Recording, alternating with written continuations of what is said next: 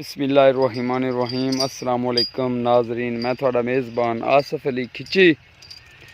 किसान वीरो भाईओ, जिमें कि तुसी वेख रहे जे, एक ड्राइवर दी गलती तो यानी कि राह नहीं वेखा तो ड्राइवर दी गलती तो गाजी गया जे अज फस तो हुण इनू छिक्कण वास्ते 85 मंगवाया।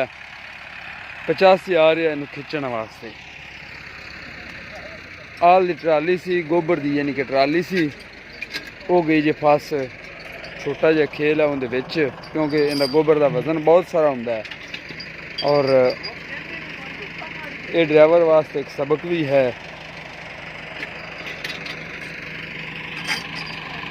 और 385 ना इनू खिंचने हथों।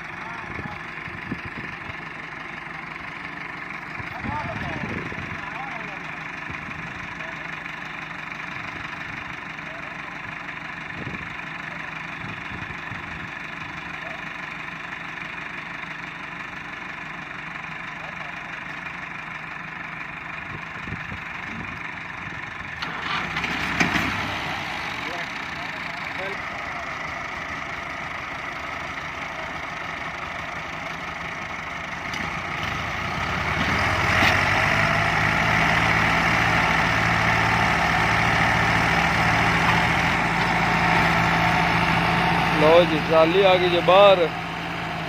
किसान वीर हुण मैनू दिओ इजाजत, इंशाअल्लाह अगली वीडियो ना फिर मिलांगे। इहदे विच आप सबक सीख लिया है कि इवें नहीं करना चाहिए, क्योंकि ये मशीनरी है। वजन इहदे पिछे बहुत ज़्यादा है, पावर नूं वेखना चाहिए। अल्लाह हाफिज़, अल्लाह निगहबान।